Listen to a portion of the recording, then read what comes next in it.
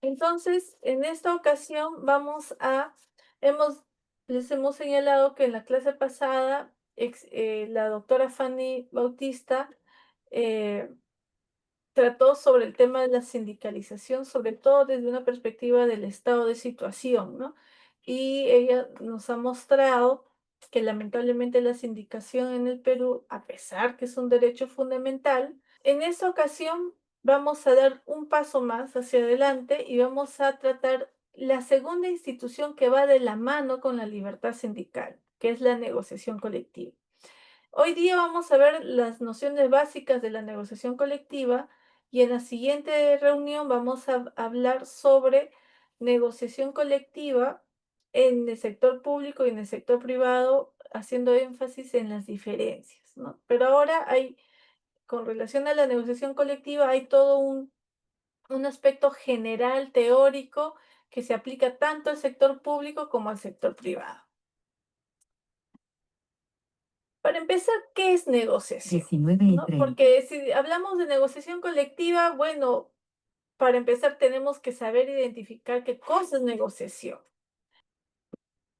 Entonces, eh, primero, la primera idea fuerza que ustedes tienen que entender respecto a la negociación es que es una actividad.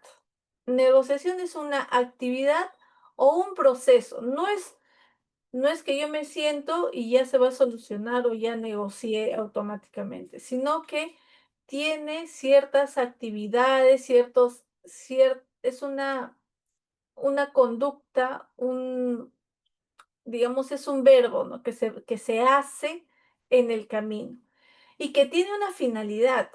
La finalidad es que el sindicato con la empresa puedan llegar a un acuerdo. ¿Cómo se llama el acuerdo? Bueno, aquí está, ¿no? En la diapositiva, un convenio colectivo, ¿no? En ese convenio colectivo, lo que tiene que reflejarse es los acuerdos que solucionan los conflictos que se estableció o se señaló en el pliego de reclamos. Por eso su nombre, ¿no? Pliego de reclamos es qué es lo que yo te reclamo para mejorar mis condiciones de vida y laborales. Por eso se llama pliego de reclamos. Son los conflictos que yo voy a solucionar en la negociación colectiva. Y si esos conflictos, ya sean económicos o condiciones laborales, se solucionan, ¿dónde se va a reflejar? En el convenio colectivo. Entonces, eso una negociación, es un proceso, es una actividad, son conjunto de actividades que tienen un objetivo que es llegar a un acuerdo. Ahora, esta actividad o este proceso está marcado digamos, en unas reglas. Una de ellas es que se prefiere la negociación, que es una actividad donde uno habla con su contraparte, que es la empresa, sindicato y empresa, dialoga, expone su posición, ¿no? ¿Por qué yo presento este pliego de reclamos? Por tal, porque no se reconoce, por ejemplo, la sobretasa de trabajo nocturno, porque eh, ganamos muy poco, porque hay fechas especiales como Navidad, 28 de julio, donde es razonable que se pueda reconocer algunas bonificaciones como julio y diciembre, etcétera. Tú tienes que sustentar. Y a través del diálogo, ¿no? Diálogo, ¿qué significa? ¿Qué significa diálogo? Que tiene que haber dos personas, porque si yo hablo sola, entonces no es un diálogo, es un monólogo. Estoy hablando con la pared ahorita y nadie me escucha, en realidad no hay un diálogo, hay un monólogo. Estoy hablando con la pared. Pero cuando uno dice diálogo, es que hay una contraparte que te escucha, ¿no? Ahora, la negociación colectiva quiere ser lo menos formal posible, ¿no? Entonces, las reuniones pueden ser formales o informales, pueden pactar, por ejemplo, no sé, en un almuerzo, ya mira, no quiero pelear más contigo, está bien, voy a ceder el aumento y les voy a dar, no sé, pues 2 soles diarios, ya. Entonces, ¿hay un acuerdo? Sí. Por supuesto, hay un acuerdo, pero nosotros, por las máximas de experiencia, sabemos que ese acuerdo tiene que estar ¿dónde? En un documento llamado convenio colectivo. ¿Por qué? Porque las palabras se llevan el viento. Hoy día estás bien, mañana quién sabe, entonces mejor documentarse. Entonces, ¿qué es la negociación? Es una actividad, un proceso encaminado a llegar a un acuerdo, ¿no? ¿Por qué debería existir la negociación colectiva? No, yo estoy segura que hay muchas personas, ¿no? Los que son sobre todo microempresarios, los pequeños empresarios, los que tienen su... Voy a poner esto por aquí. Se puede ver mi diapositiva, ¿no? Sí, doctora. Sí, Ah, doctora, sí se ve. Sí, perfecto, doctora. ya. Seguramente, si se hace una pregunta a los empresarios, te van a decir, bueno, sí, negociación colectiva. Los que son más formados, los que han estudiado derecho del trabajo, dirán, sí, pues es necesario la negociación colectiva, aunque en su corazoncito diga que de repente para ellos no, sería mejor no tenerlas. Pero se ha visto en estudios, ¿no? Sobre todo en estudios de la Unión Europea, como los Países Bajos, donde el índice de sindicalización es alta y la cobertura de la negociación colectiva también es alta. O sea, cobertura significa que está protegido todos los trabajadores en el convenio colectivo. Ellos, se ha demostrado que en los países donde hay más negociación colectiva, son países que son más democráticos, dando por resultado, ¿no? Como la conclusión de que cuanto más negociación colectiva hay en un país, cuando hay mayor cobertura de negociación colectiva, está mejor o es más democrático el país. Ahí hay una relación directa, ¿no? Por eso se dice que la negociación colectiva es una expresión del nivel de democracia que hay en un país y en las relaciones laborales, ¿no? Porque cuando no hay negociación colectiva, usualmente estamos hablando de países altamente dictatoriales o en países altamente discriminadores, porque está muy vinculado, aunque no se habla mucho, entre la negociación colectiva y la discriminación. Porque hay muchos empleadores que no quieren negociar, no porque no tienen dinero, no porque no tienen condiciones, no quieren negociar porque no se quieren sentar con personas que para su criterio no deberían sentarse con él. Y eso en el trasfondo es una conducta discriminadora. Entonces, para romper ese círculo vicioso, para romper esas cadenas que venimos arrastrando de 1521, es necesario reconocer y reconocernos a nosotros mismos como dirigentes sindicales, como representantes de sindicatos, que es esencial que al sindicato es un sujeto de la sociedad civil importante para una sociedad democrática. Donde no hay sindicato, no hay democracia. Así de simple. Y además alguien podrá decirme, doctora, pero en el Perú son liberales, que no creen en las organizaciones sindicales. Y yo les puedo responder, decir, ¿sabe qué, señor? Precisamente, el sindicato no podría existir, por ejemplo, en sociedades comunistas o socialistas. Y si existiera, estoy segura que existe, solo es un sindicato nacional, el sindicato estatal. ¿Por qué? Porque el sindicato precisamente en su naturaleza, su principio básico de donde nace es en democracia. ¿Por qué? Porque se ejerce la llamada libertad sindical. Y esta libertad sindical se engarza en los postulados liberales de una economía social de mercado. Y acuérdense que nuestra Constitución de 1993 señala que el Estado peruano es un Estado social, un Estado social, ¿no? Nuestra economía es una economía social, no es una economía liberal. Vamos a ver si lo encuentro aquí. Artículo 58, régimen económico. Dice, la iniciativa privada es libre, ¿no? Pero se tiene la obligación de promover el empleo, pero es un empleo donde se respeta la salud, la educación, la seguridad, los servicios públicos e infraestructura, ¿no? Vamos a ver otro. Ya. Entonces, no es nuestro Estado, no es un Estado liberal. Si tú revisas nuestra Constitución y pones liberal, por ningún lado va a decir liberal, sí va a decir Estado social, ¿no? El artículo 43 dice, la República del Perú es democrática, social, independiente y soberana. ¿Qué significa social?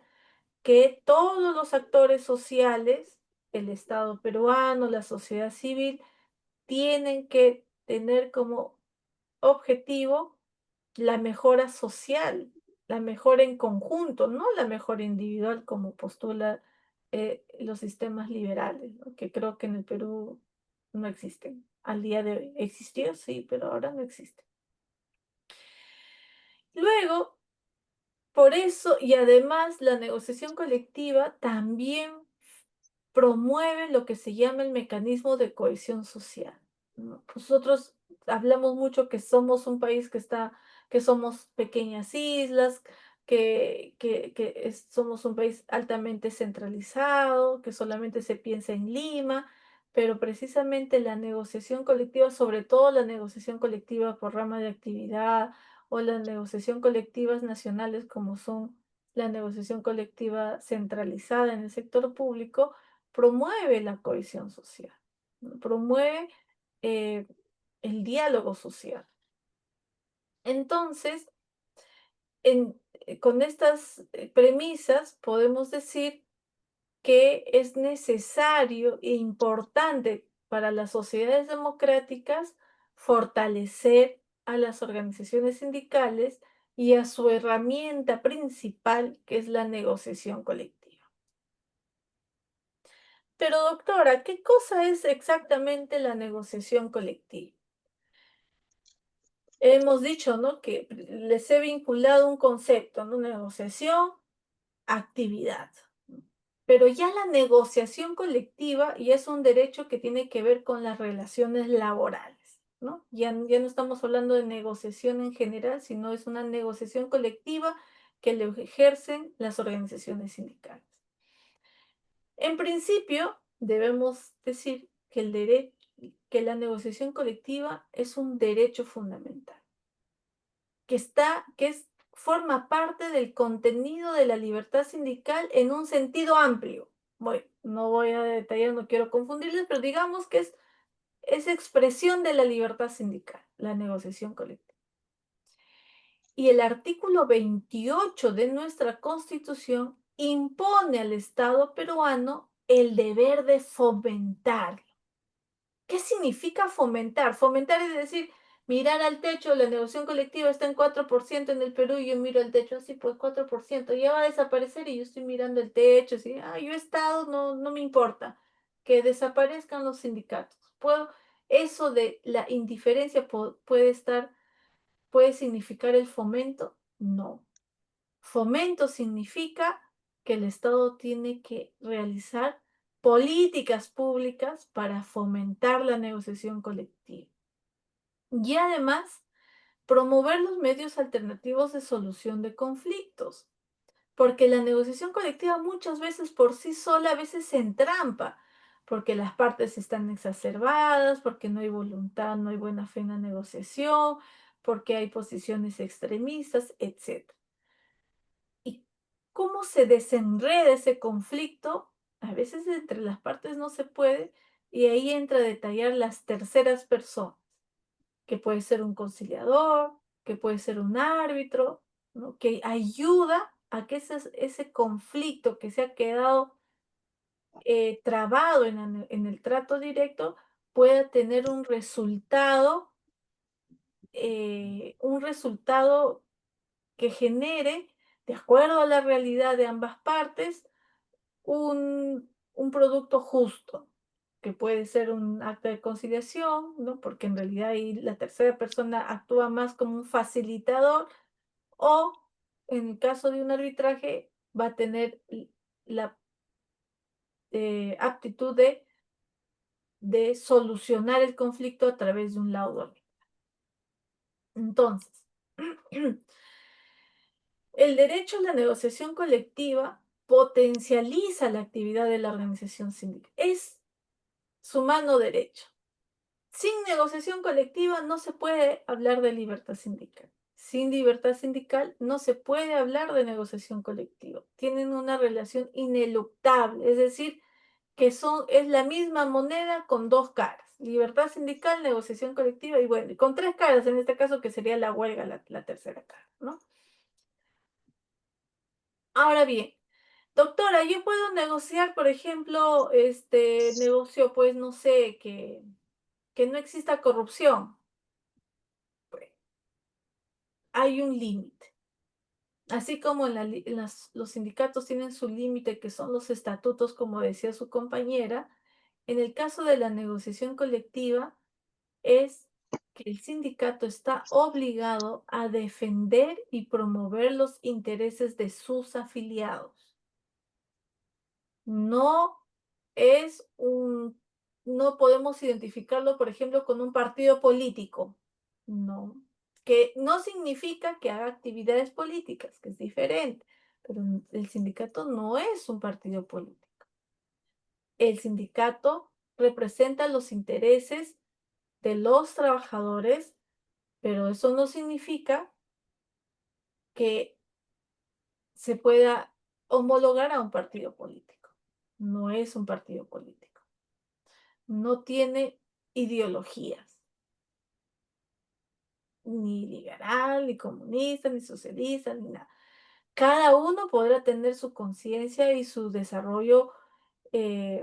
su desarrollo o sus ideas respecto a cómo debería ser el Estado peruano, cómo debería desarrollar políticamente las instituciones, etcétera, pero la negociación colectiva en sí tiene su objetivo, y su objetivo es representar los intereses de sus afiliados y hacer posible, real y efectivo, perdón, el principio de igualdad de oportunidades en el trabajo, mejorar las condiciones de trabajo y de vida de los afiliados.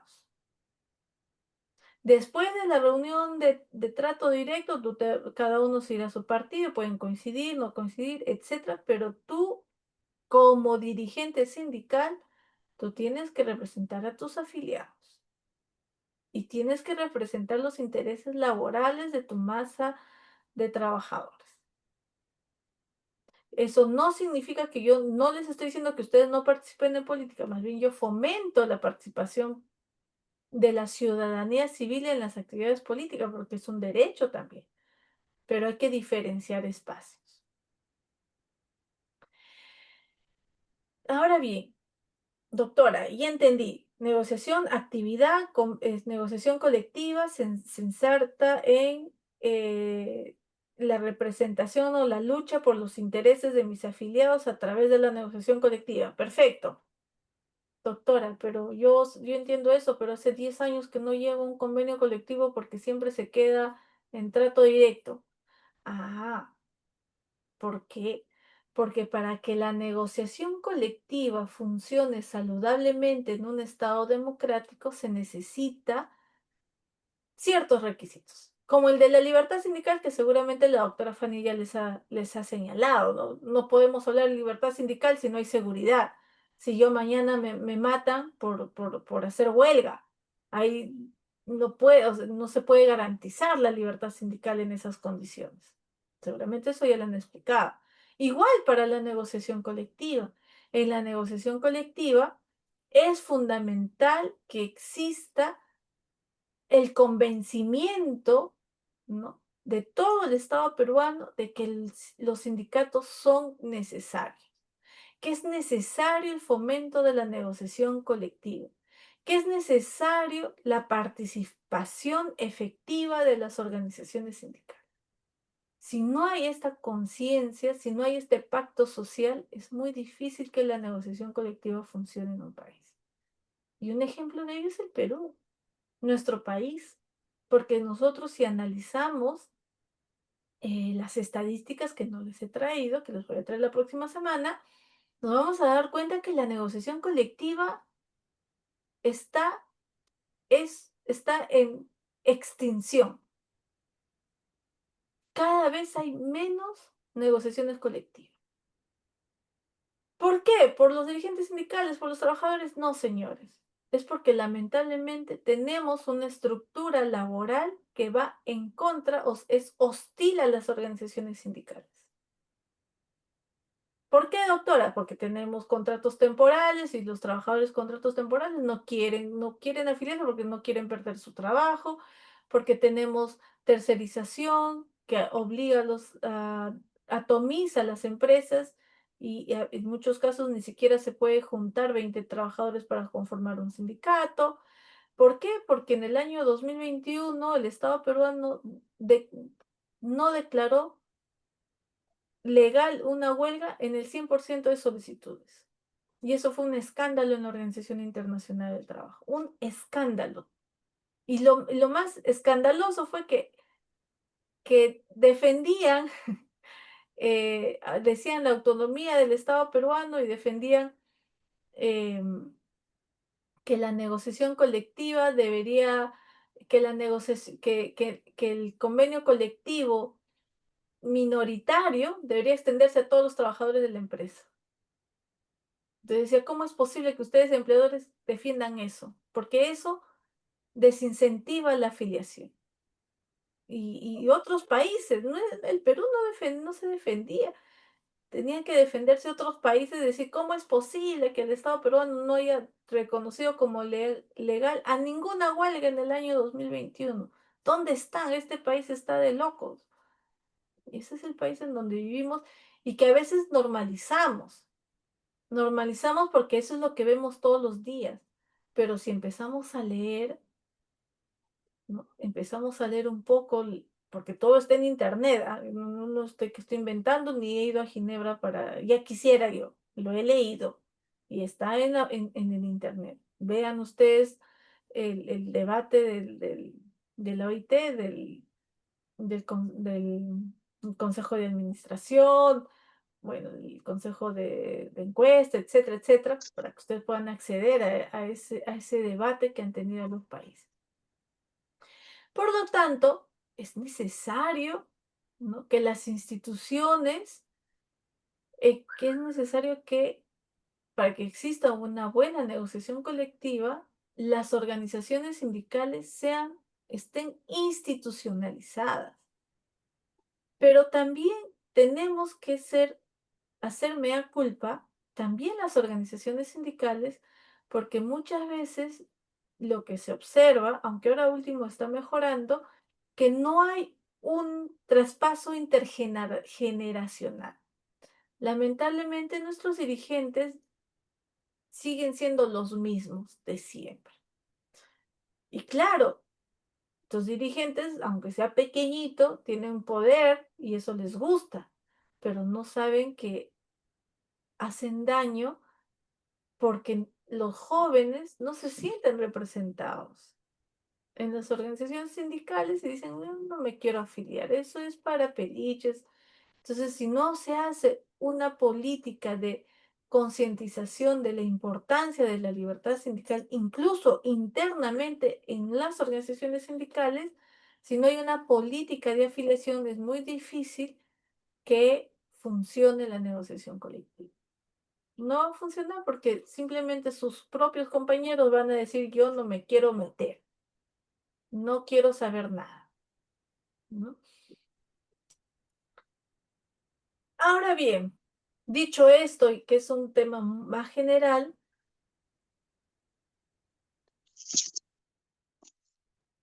Perdón, mis responsabilidades familiares. Entonces, dicho esto desde una perspectiva general, ahora vamos a aterrizar y vamos a analizar las normas nacionales de la negociación colectiva. Decirles que siempre uno no solamente tiene que ver las normas nacionales, porque las normas nacionales, lamentablemente, las normas laborales, la mayoría, pues han partido desde la época del expresidente Fujimori. Él marcó, ¿no? Él marcó un modelo de relaciones laborales que no fomenta la negociación colectiva.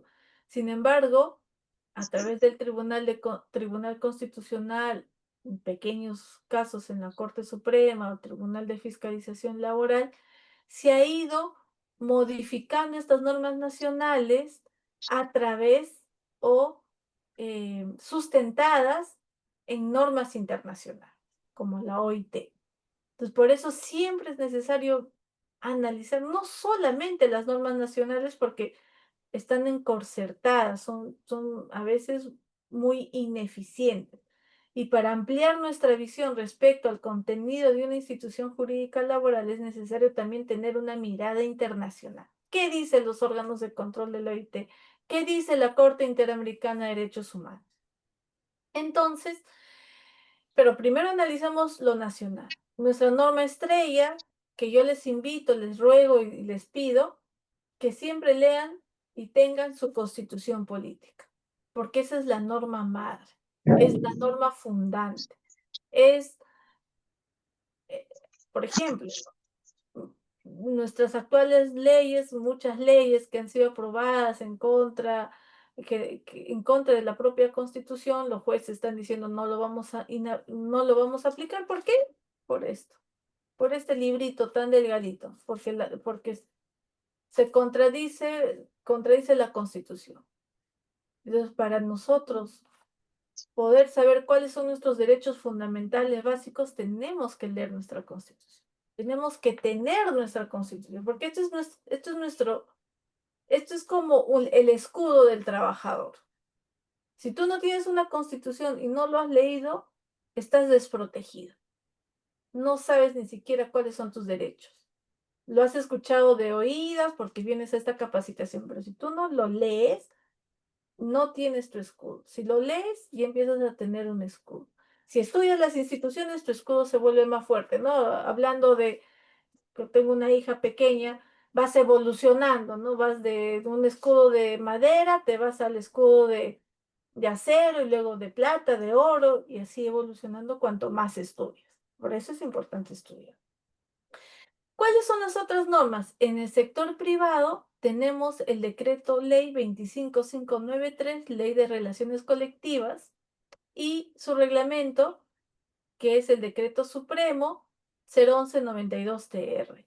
Estos son también las normas fundantes, las normas básicas, que también es importante. Si uno ha decidido afiliarse o si uno es dirigente sindical, tiene que leer estas dos, y es del sector privado y también del sector público, porque es, digamos, hay muchas instituciones que se explica desde el sector privado. Pero bueno, tienes que leer estas dos normas. Y como ustedes pueden ver, desde el año 92, ¿no? Se han ido modificando muchas veces, sí, pero no ha modificado el corazón o el modelo que instaura, el modelo de relaciones laborales que se ha instaurado en el año 92. ¿Y cuál es el modelo de negociación colectiva en el Perú? Pues es una negociación colectiva atomizada. Negociaciones colectivas de empresas, sobre todo en el sector privado. Ahora, en el sector público sí tenemos mejores noticias, pero son mejores noticias porque fue el resultado de una lucha inmensa de muchos años, ¿no? Tenemos la ley 3188, que fue el resultado de 3 sentencias de inconstitucionalidad del Tribunal Constitucional. O sea, primero se tuvo que pelear judicialmente el caso de la ley de servicio civil, que negaba la negociación colectiva, la propia Constitución, que el Tribunal Constitucional tuvo que interpretar, ¿no? Que interpretar la Constitución y decir, el trabajador público sí tiene derecho a la negociación colectiva, a pesar que en el artículo 42 no lo dice expresamente, pero el Tribunal Constitucional ya ha dicho, haciendo una interpretación sistemática y unificada de la Constitución, el trabajador público sí tiene derecho a la negociación colectiva.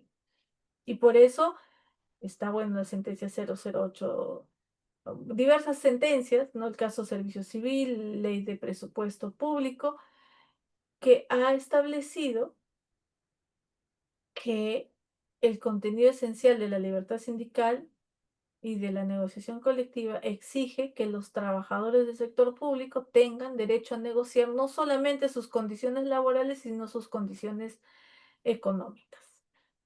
Y es por eso que tenemos normas nuevas, ¿no? La 3188 del Son año las 20. 2021 y el Decreto Supremo 08/2022 del año 2022, ¿no? Que son los llamados lineamientos. Entonces, si tú eres del sector público, tienes que leer estas dos normas y que menos mal que son, no son muchas, no tiene mucho contenido, ¿no? Entonces, yo les invito, la próxima clase yo les voy a decir, a ver, Ana, muéstrame tu constitución. La compañera Ana me tiene que mostrar. A la señorita Betty le diré, a ver, señorita Betty, ¿usted es sector público o privado? Público, ya. Entonces me tienes que mostrar la ley 3188. Me tiene que mostrar, a ver, ¿qué se te ha quedado de esa ley? Y me contará la compañera. Porque si no, sus conocimientos siempre van a ser muy generales.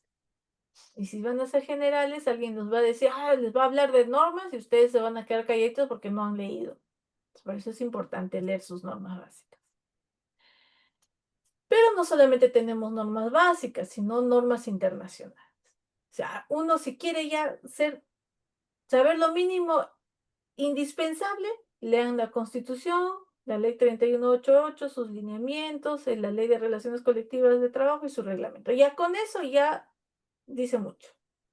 Pero si ustedes ya no quieren tener un escudo de papel, sino de madera, o si quieren tener ya no solamente un escudo de madera, sino que tener un escudo de aluminio o de acero, ya ustedes tienen que leer sus normas internacionales, ¿no? Convenio 87 para libertad sindical, convenio 98 para negociación colectiva. Y si ya quieren ser trómenes en negociación colectiva, lean su convenio 151 y convenio 154. Si ya leen esas tres normas y se las saben, ya nadie les va a decir nada. Van a ser unos dirigentes sindicales poderosos. ¿Por qué? Porque se van a saber todo el contenido de la negociación colectiva. ¿Qué dice el convenio 98? Que los estados nacionales tienen que fomentar y estimular entre trabajadores y empleadores la negociación colectiva, todos los medios de soluciones de conflictos, ¿no? Y habla mucho de negociaciones voluntarias, ¿no? Y hay toda una discusión internacional que no les voy a confundir de negociación voluntaria, porque eso tiene que ver con el arbitraje, pero bueno, quedémonos con esto, que es obligatorio que entre organizaciones sindicales y empleadores tienen que haber procedimientos de negociación voluntaria. ¿Qué dice el convenio 151? Dice, deberán adoptarse, de ser necesario, medidas adecuadas a las condiciones nacionales para estimular y fomentar el pleno desarrollo y utilización de procedimientos de negociación, ¿no? De las autoridades públicas competentes, de trabajadores y empleadores o de cualquier otro método de negociación. Esto es para el sector, el convenio 151 está más dirigido para el sector público, porque el convenio 98 antes era solamente para el sector privado. Y el convenio 151 dijo, bueno, sí, también el sector público, pero también podría ser negociación colectiva, pero también otros mecanismos de comunicación.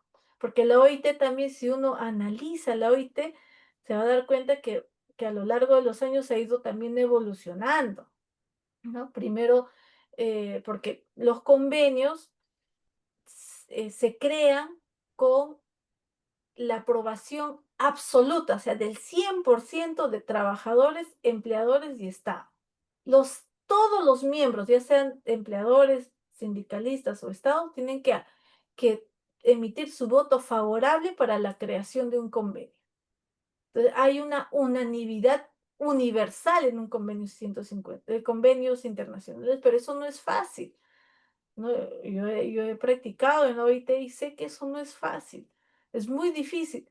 Entonces, por eso he ido evolucionando. Con el convenio 98 estaba restringido para el sector privado, luego el convenio 151 dijo negociación colectiva u otros mecanismos de diálogo, y ya el convenio 154 dijo el Estado deben adoptar medidas adecuadas a las condiciones nacionales para fomentar la negociación colectiva. Ya, ahí sí fue directo. Tenemos que tener negociación colectiva. Pero lamentablemente el convenio 154 no ha sido ratificado por el Perú, que debería. Pero no por eso no podemos decir que no hay negociación colectiva en el Perú. Sí tiene que haber en el sector público y en el sector privado. ¿Por qué, doctora? Porque la Constitución lo dice, porque el Tribunal Constitucional en los buenos momentos ha dicho que el contenido esencial de la libertad sindical comprende también la negociación colectiva. Ahora bien, ¿cuáles son los niveles de negociación? Si tienen ustedes alguna pregunta, por favor, me alzan la mano que yo no puedo ver sus comentarios. Eh, a ver, vamos, aquí visto ya. ¿Qué dice la negociación? Sergio, la negociación colectiva en qué país se gesta por primera vez como una actividad sindical productos de un derecho de los trabajadores en el sector público y privado. Doctora, gracias por su respuesta. A ver, es una pregunta. ¿La negociación colectiva en qué país se gesta por primera vez? A ver, ahí vamos a retroceder un poco en la historia del movimiento sindical, ¿ya? La negociación, digamos, la libertad sindical y la negociación colectiva, en pocas palabras, se gesta en Europa. Se gesta en Europa. ¿Por qué? Y luego fue como irradiándose a Latinoamérica, en algunos países asiáticos, en algunos países africanos, ¿no? Pero ¿por qué se gesta en Europa? Porque en Europa, en los 1890, 1910, hasta 1919, que fue la primera constitución, bueno, mexicana y de Weimar en Alemania, se vivía lo que se llama la cuestión social. ¿Alguien me puede decir, alguien alguna vez ha escuchado sobre la cuestión social? A ver. Si no saben, no importa. Cuestión social. ¿Nadie? Ya, yo les voy a contar. No, no. La cuestión social era un fenómeno social que se vivía en Europa cuando en Europa se fomentaba el liberalismo total y absoluto. Eso del sistema liberal que unos dicen, ay, que eso es moderno, mentira, ese es un sistema antiguo, súper antiguo. Que los estados europeos, nacidos por la Revolución Francesa en 1789, ¿no? Hubo 200 años de liberalismo absoluto. ¿Y qué significaba el liberalismo absoluto? En donde el Estado no podía intervenir en las relaciones individuales, tampoco en las relaciones laborales. ¿Y qué pasaba? En la teoría, desde el derecho, no podía intervenir el Estado para ayudar al huérfano, no puede intervenir para ayudar al pobre, no puede intervenir para ayudar a la mujer agredida, no puede intervenir, era el nihilismo total del Estado. Pero ¿eso qué ocasionó? Ocasionó que en el mundo laboral los trabajadores trabajaban de sol a sol. Y hay varias películas, porque a veces cuando uno habla lo ve muy abstracto, pero yo les invito, y está en YouTube, películas importantes que narra esto de la cuestión social, que yo les voy a pasar los nombres porque ahorita no me acuerdo de memoria, pero son muy buenas películas, donde uno puede ver fehaciente, por ejemplo, hay una película americana que se llama puño en inglés. A ver, alguien que sepa inglés. Mus, pus. A ver, a ver, a ver. Y se lo voy a mandar el link, ¿ya? A ver, puño, puño, alguien me ayude, ¿cómo se dice puño en inglés? Fist, fist creo. A ver, vamos a ver. Fist. Fist, muy bien, gracias. ¿Quién me ayudó? Ya. Pongan en YouTube, pongan Fist. Lo voy a poner acá. Así. Fist y película. ¿Ya? Ahí narra sobre la cuestión social y cómo fue surgiendo el movimiento obrero.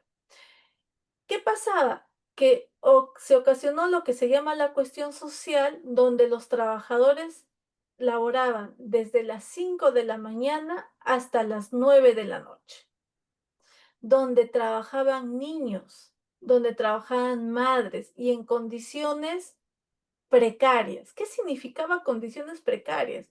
Donde las máquinas no tenían, tú te morías en las máquinas, te había accidente de trabajo, te morías. Ahí tirado, simplemente sacaban tu cuerpo a la calle y ya está. No había responsabilidad civil ni nada. Trabajaban niños en las fábricas porque había algunas fábricas, por ejemplo, en las textileras, los textiles van creándose como algodoncillo, como pelo de animalito, y eso trababa las máquinas. Y las manos de los adultos eran muy gordos, entonces traían a los niños para que saquen esa pelusa, pero ellos tenían que sacar esa pelusa en 2 segundos. Si se demoraban 3 segundos, la máquina volvía a girar y los aplastaban o los atrapaban y se morían. Entonces había una demasiada injusticia en el trabajador.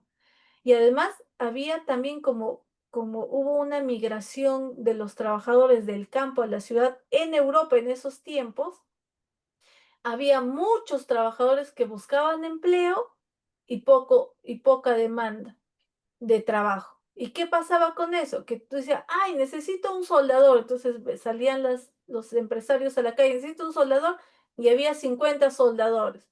Entonces, si yo quería pagar 100 soles, como había oferta ya, ¿quién quiere a ver, quién podría cobrar 40? Yo, ya 30.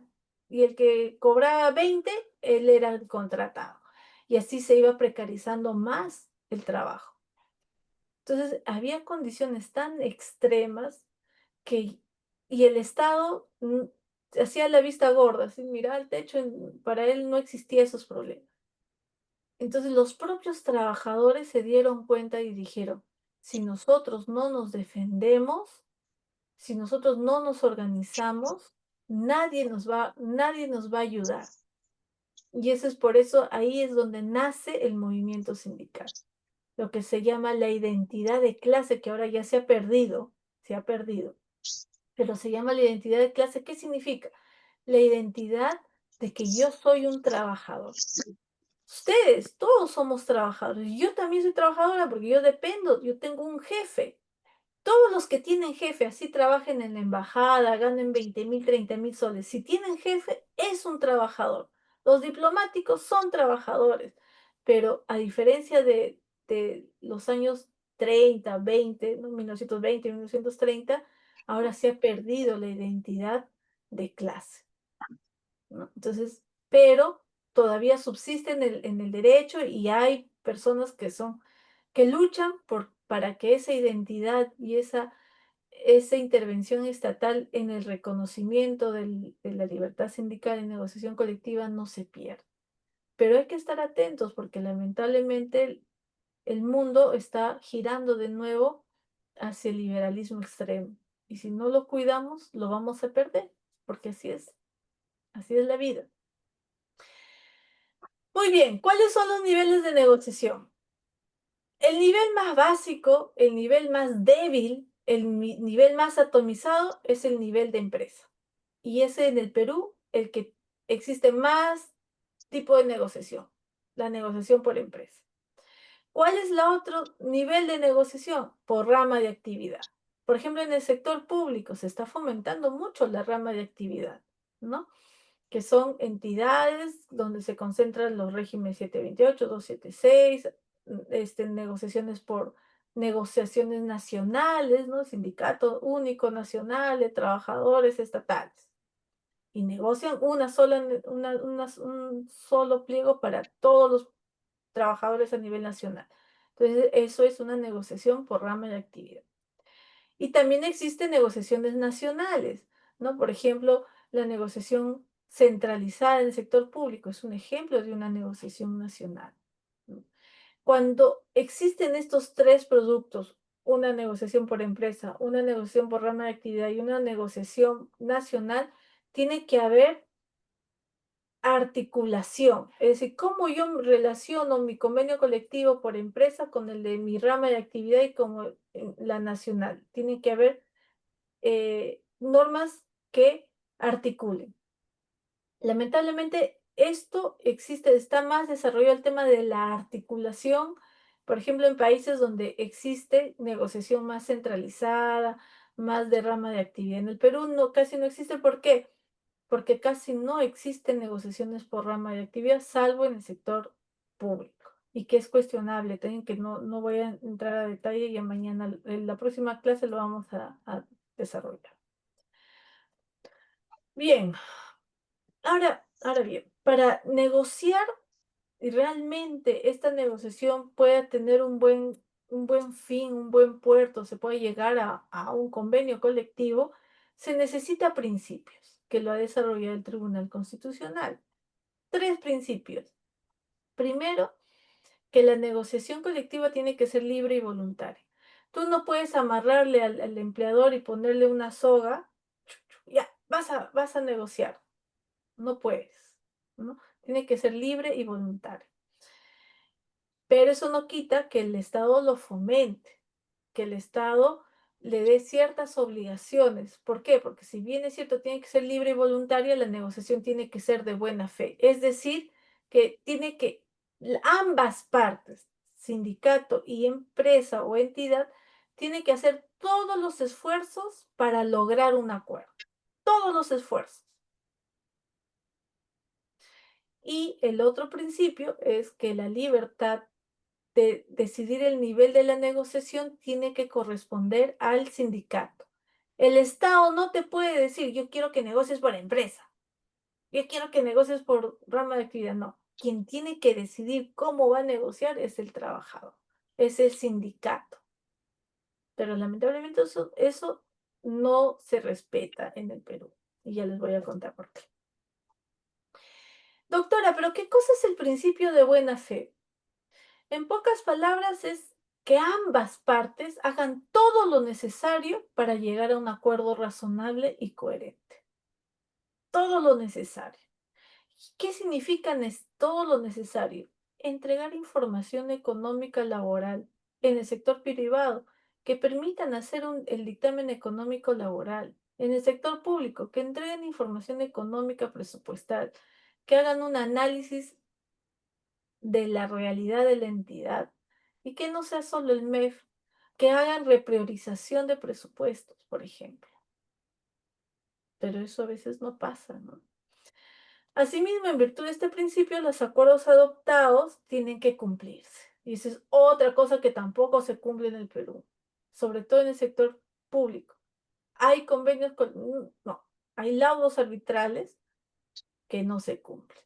Y eso es mala fe, señores, pero nadie se discute. Yo no sé en la centralizada por qué no discuten eso, que debería cumplirse los convenios descentralizados, porque el que no lo cumplan, el que judicialicen, son conductas de mala fe. Doctora, pero en mi empresa o en mi entidad hay 5 sindicatos y la verdad que yo no sé quién negocia. Para responder eso, se tiene que estudiar la legitimidad negocial. Es decir, ¿quién tiene capacidad? Puede haber 50 organizaciones sindicales, pero no todos tienen legitimidad negocial y sobre todo a nombre de quiénes van a negociar. Para eso, la legislación, la Ley de Relaciones Colectivas de Trabajo ha estipulado algunas reglas. Primero, solo pueden negociar colectivamente los sindicatos. Si no tienen sindicatos, no hay convenio colectivo. Habrá acuerdos, pero esos acuerdos no van a tener la coerción que sí tiene un convenio colectivo o laudo arbitral. Y para que exista un convenio o laudo arbitral, tiene que haber sindicatos. Por eso es su importancia, por eso es importante fomentarlo. Doctora, en mi empresa hay 3 sindicatos. Aquí en mi empresa tenemos 1.200 trabajadores y 3 sindicatos. ¿Qué podemos intuir? Que son sindicatos atomizados. Sí, doctora, es atomizado. Ya. Para saber quién tiene capacidad de negociar, lo que tengo que saber en primer lugar es cuántos trabajadores tiene la empresa. Doctora, tiene 1.200. Ah, muy bien. Segunda pregunta, ¿cuántos afiliados tiene el sindicato A? Doctora, tiene 500. Sindicato B, 200. Sindicato C, 401. Mm, ¿Alguien tiene, en este caso, ¿hay sindicato mayoritario? No. ¿Por qué, doctora? Porque el sindicato mayoritario, de acuerdo a la Ley de Relaciones Colectivas de Trabajo, es aquel sindicato que tiene la mitad de afiliados más uno. Si esta empresa tiene 1.200, la mitad será 600, más uno, 601. Y los sindicatos A, B y C, ninguno llega a 601. Ninguno es sindicato mayoritario. ¿Entienden? No hay sindicato mayoritario. Pero, doctora, ¿y si yo me uno, el sindicato A y el sindicato B se juntan? Ah, si hay sindicato A y sindicato B se juntan, ya no sería 500 y 200, sino 700. Ahí sí habría sindicato mayoritario. Y doctora, ¿para qué es importante saber si es sindicato mayoritario o sindicato minoritario? Porque solamente el sindicato mayoritario puede negociar para todos los trabajadores. Solo los sindicatos mayoritarios. Si tú no eres sindicato mayoritario, solo negocias para tus afiliados. Esa es la gran diferencia. Y eso es algo que las empresas no quieren cumplir. ¿Qué hacen? Cierran con el sindicato más chiquito, con el sindicato B, ¿no? De 200 afiliados, que a veces son sindicatos amarillos, y quieren aplicar a todos los trabajadores no afiliados. ¿Para qué? Para que el sindicato A se sienta presionado para que apruebe un convenio colectivo, ¿no? Esas son las mañas de algunos malos empresarios. Ana, has levantado la mano.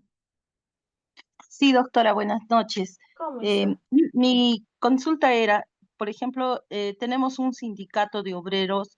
En este caso, ¿se cuenta los trabajadores, para hacer un sindicato, se cuentan los trabajadores obreros y empleados o solamente se cuenta el 50% de los trabajadores obreros? Muchísimas gracias. Gracias. Mire, de acuerdo a la legislación, la Ley de Relaciones Colectivas de Trabajo dice el número mayoritario, la mitad más uno de los trabajadores de la empresa. Entonces, desde esa interpretación, tendría que ser de toda la empresa o de la entidad, ¿no?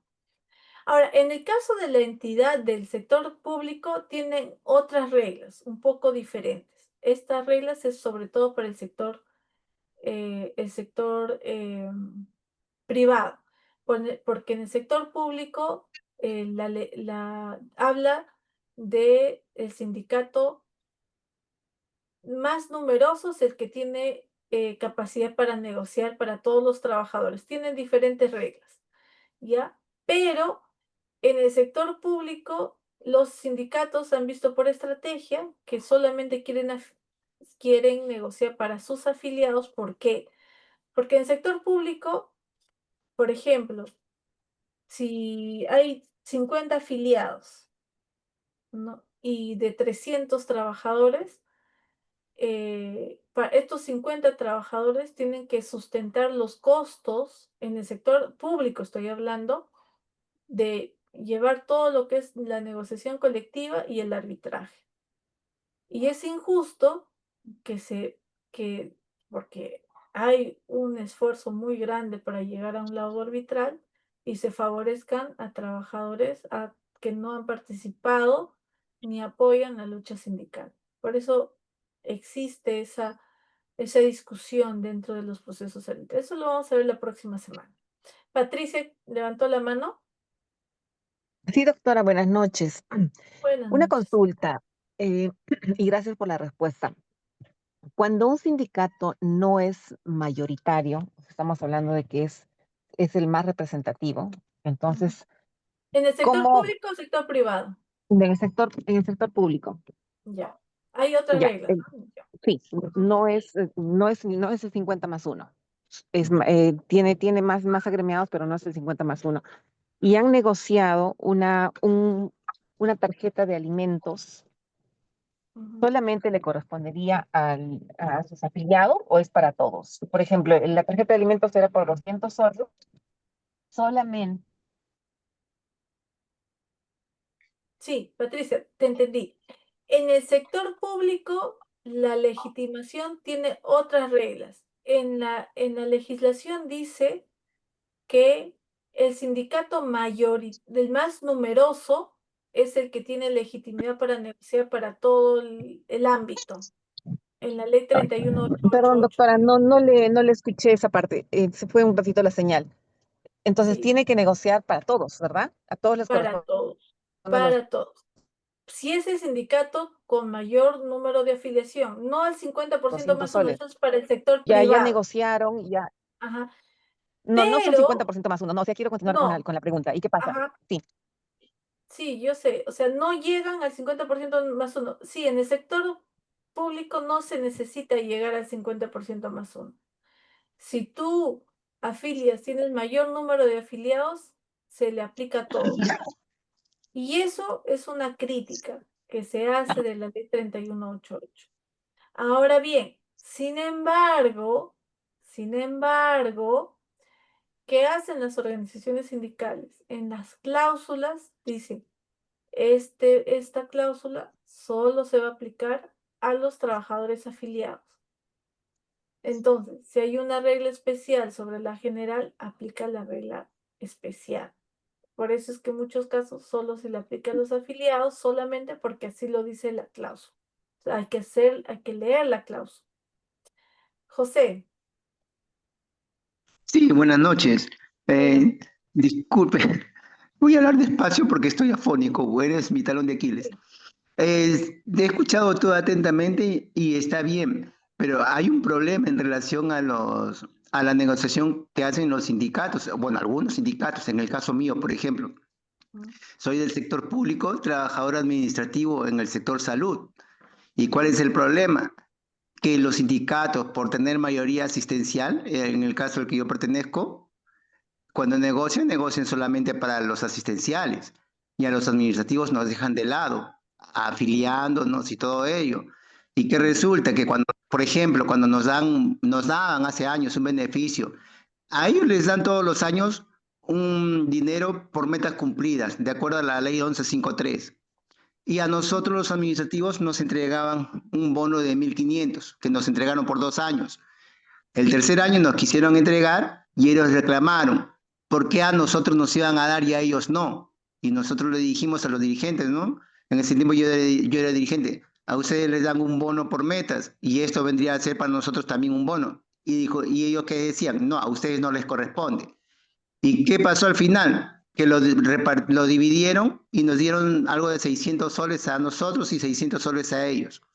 Por eso, el problema, las normas están dadas y son buenas. El problema es que al aplicarlo, algunos malos dirigentes, porque son malos dirigentes, esto crean el divisionismo.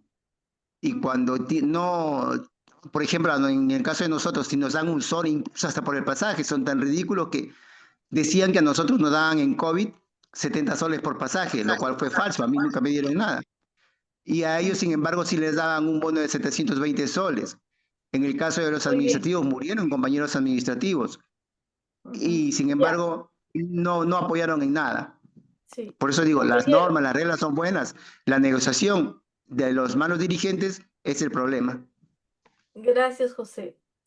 Ahí lo que yo quiero que ustedes rescaten es la importancia de la lectura atenta, porque yo no he leído sus normas, no he profundizado, pero ahí tengo yo dudas de lo que nos ha contado Martín. Primero, ¿qué dice la ley? Si la ley dice este beneficio es para los trabajadores asistenciales, solo se aplica a los asistenciales. Si dice todo el personal de la entidad, se aplica a todos. Si, si se dice, por eso hay que leer. Y otra cosa, hay que saber redactar, y eso es un tema que 20 y 30. es muy recurrente. Cuando ustedes redacten su pliego, reclamo, sus propuestas finales, si llegan a un arbitraje, tienen que responder esa cláusula. ¿A quiénes se les va a aplicar? ¿Cómo se les va a aplicar? ¿Y cuándo se les va a aplicar? Si yo pido un bono, yo tengo que decir en esa cláusula, ¿se va a aplicar a los afiliados o a todos? Número uno. Número dos, ¿cómo se va a aplicar? Si se va a aplicar en la remuneración mínima básica, en la remuneración total, si es días efectivamente elaborados, días no efectivamente elaborados. Y tres, ¿cuándo se va a aplicar? ¿El 1 de enero del año 2026 o cuando firme el laudo arbitral? ¿O cuando se declare consentida o infundada la nulidad? Esas tres preguntas por cláusula son esenciales. Y esas son las cláusulas delimitadoras, a veces lo ponen aparte, las cláusulas delimitadoras, a veces lo señalan cláusula por cláusula. Y el problema es que muchas veces no lo precisan. Y cuando no se precisa, ya sea la ley o el convenio colectivo, surgen estos problemas. Si se va a dividir, si se divide entre los administrados y los asistenciales, si es el monto, si yo digo, si es una norma, ¿por qué tienen que dividirlo entre dos? Pero claro, yo no puedo dar no puedo dar una respuesta certera porque yo no he leído norma, no he leído convenio colectivo, sería irresponsable. Pero ese ejemplo nos sirve a nosotros de decirles, redacten bien, porque luego se quejan cuando los responsables son los que han redactado. Redactan muy mal. Y yo los digo, ¿por qué? Porque yo veo arbitraje hace muchos años. Yo veo negociaciones colectivas hace muchos años y yo sé de qué padecen ustedes. Y es la redacción.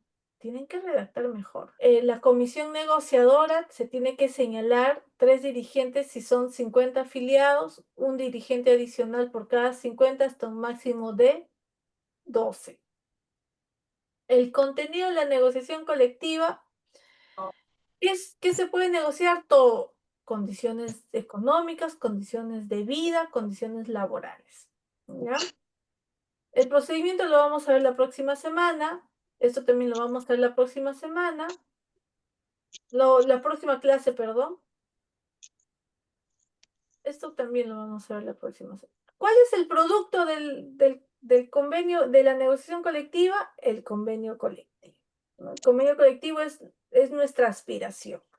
Este convenio es un contrato que tiene fuerza vinculante a las partes que lo pactaron. Hay una discusión si tiene rango de ley, bueno, no voy a entrar en detalle eso. Rige desde el día siguiente de la caducidad del convenio anterior en el sector privado. En el sector público hay una discusión. Unos dicen que rige a partir del 1 de enero del año siguiente de su aprobación. Hay una discusión ahí porque entonces se quedaría en vacío muchos años. Todavía eso seguramente se va a afinar en los próximos años. Sus cláusulas son permanentes, salvo que se haya establecido expresamente su caducidad, y continúan su vigencia hasta el vencimiento de su plazo. En caso de fusión, traspaso o venta de la empresa, esta nueva empresa asume los pasivos que sería el cumplimiento del convenio colectivo. Bueno, muchísimas gracias. Vamos a leer rapidito. José, el bono era exclusivamente para los administrados y la meta para los asistenciales. Sin embargo, siempre los dirigentes asistenciales se oponen, siempre por ellos que se está reiniciando la creación del sindicato. Claro, por eso el concepto de que mi sindicato tiene que representar los intereses de los trabajadores, de sus afiliados. Si yo como afiliado siento que no me representa mi organización sindical, tengo dos cosas. O me vuelvo dirigente sindical para presionar desde adentro, y si no se puede, se tiene que formar una nueva organización sindical que represente. No es lo adecuado. ¿Por qué? Porque con el ejemplo simple, ¿no? Yo puedo romper este lapicero fácilmente. Mira, ya lo estoy doblando, pero no lo voy a romper porque no quiero romper mi lapicero. Pero si yo uno así, haga lo que haga, no lo voy a poder hacer. El sindicato solo tiene una fuerza, que es la unidad. Cuanto más unido es más fuerte. Eso es innegable. Por eso es que siempre hay que concientizar y educar para concientizar internamente. Hay que hacer un trabajo sindical para que todos sean lo suficientemente representados. Y yo le invito en todo caso a hacer las adecuaciones al estatuto que haya que hacerse, las peleas que haya que hacerse, las luchas internas para que ustedes se representen. Pero yo siempre digo, la única fuerza que tiene la organización sindical es unidad. Más atomizados son más débiles. Lamentablemente eso es así.